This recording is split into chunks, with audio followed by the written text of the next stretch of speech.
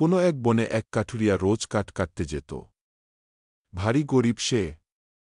দৈনিক কাঠ বিক্রি করে যা রোজগার করত তাই দিয়ে কোনোরকমে খেয়ে পড়ে দিন চলত।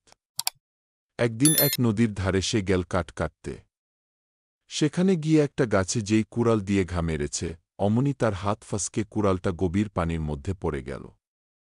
খরস্রোতা নদী। তাছাড়া তাতে কুমিরের ভয় ছিল ভয়ানক। তাই নিরুপায় হয়ে কাঠুরিয়া সেই গাছের গোড়ায় বসে কাঁদতে লাগল। সে এতই গরিব যে তার আবার একটা কুড়াল কেনার মতো সঙ্গতি ছিল না। তাই কি উপায় করবে, গাছের গোড়ায় বসে বসে সে ভাবতে লাগল। যত ভাবে ততই তার চোখ দিয়ে পানি পড়ে। এমনি করে কিছুক্ষণ কেটে যাবার পর হঠাৎ এক জলপরী নদীর মধ্য থেকে উঠে দাঁড়িয়ে তাকে প্রশ্ন করল, তুমি কাঁদছ কেন? কাঠুরিয়া বলল, আমি বড় গরিব, আমার কুড়ালটা পানিতে পড়ে গেছে, তাই কাঁদছি।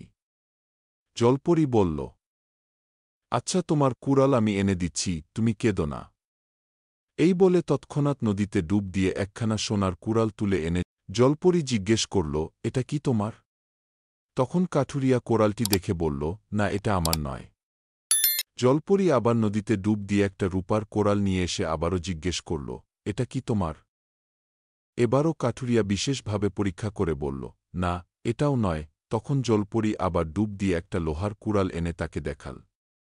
কাঠুরিয়া এতক্ষণ পরে নিজের কুড়ালখানি চিনতে পেরে সানন্দে বলে উঠল, হ্যাঁ, এটাই আমার। জলপরী কাঠুরিয়ার এই সততা দেখে মুগ্ধ হল।